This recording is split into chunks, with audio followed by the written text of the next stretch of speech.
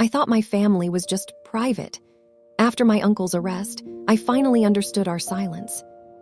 I grew up believing my family was simply quiet. We didn't overshare. We didn't argue loudly. At holidays, we smiled for photos and redirected any conversation that got uncomfortable. I thought this was what stability looked like. That belief ended on a Tuesday afternoon at work when a news alert flashed across my phone. A local man had been arrested in an ongoing investigation. The picture was blurry, but I recognized the face instantly. My Uncle Mark. The same man who fixed my bike when I was 7. The same one my grandmother called the backbone of our family. I called my mom, Linda, expecting confusion or disbelief. Instead, she paused for a long time before saying, "We'll talk later." That pause told me more than any headline ever could. Mark had always been everywhere in our lives. He lived 5 minutes from my grandparents and showed up to every birthday, every school event, every crisis. When my dad left, Mark became the default presence. He taught my brother Jason to throw a ball. He helped Grandma Ruth with chores. He picked me up from school when Mom worked late. So seeing his name on the news didn't feel real. It felt like a mistake. That evening, I drove to my mom's house. The curtains were closed, the TV dark. She sat at the kitchen table with a mug she hadn't touched.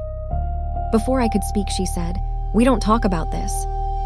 That was when I realized our family's quiet wasn't about manners. It was about something much heavier. Growing up, we had unspoken rules. If something made us look bad, we reworded it. Problems were misunderstandings. Discomfort was overthinking. We called it being respectful. That night, my mom finally said, "Your grandmother begged us to keep things quiet years ago." She explained that when she was a teenager, Mark had moved back home. Friends stopped being invited over. Doors were always closed. She said our family had to stick together, Mom whispered. No outsiders. At the time, she thought it was about pride. Now she knew it was fear. Our privacy hadn't been protective. It had been preventative. Preventing questions, preventing attention, preventing anyone from seeing what didn't fit the image. Jason came over that night looking exhausted. "You already knew, didn't you?" he asked Mom. She flinched. He told us that years earlier he'd tried to talk about something that bothered him growing up. Grandma had stopped him mid-sentence. She said talking about it would tear the family apart, he said. So I let it go. We'd all done that in different ways. Let things go. Let questions die. Let unease turn into habit. We thought silence was keeping us close. But really, it was keeping us small.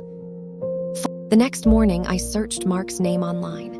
Carefully worded articles appeared, describing a long pattern of concerns. I felt sick.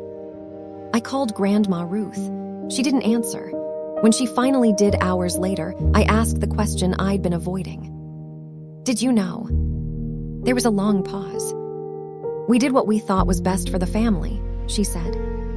That was the moment something in me broke, because I realized that what was best for the family had never meant best for everyone. It meant best for keeping things looking normal. The family group chat exploded that afternoon. Don't talk to anyone. Protect Grandma. Let the process play out. No one mentioned the people who had come forward. I typed, "Why didn't we protect the kids?" The chat went silent. Later, my mom knocked on my door and admitted, "We were told that speaking up would destroy the family, so we called silence kindness." But silence always chooses a side. That evening, I ran into a neighbor from my childhood. She told me her daughter had once tried to say something years ago, but didn't feel safe doing so. They moved shortly after. As she walked away, I realized our quiet family bubble hadn't been isolated. It had affected others too. Our silence had traveled farther than we ever imagined. At the next family gathering, conversation floated around food and weather. Mark's empty chair felt heavier than any argument. I finally stood up and said his name. The room froze. "Our family isn't private," I said. "It's scared." No one argued. That silence was different. It wasn't hiding. It was listening. After that night, some relatives stopped calling. Others thanked me quietly but said they couldn't be public. Jason stood by me without hesitation. "We weren't blind," he said one day. "We were trained not to see." So I started writing, not for attention, for clarity. For the girl I used to be who thought quiet meant safe. My grandma once told me that families survive by sticking together. I finally understand that sticking together doesn't mean pretending nothing is wrong. It means having the courage to name what hurts. We didn't lose our family when the truth came out. We lost the illusion that silence was love. The morality in all of this is simple but heavy. Protecting an image never protects people.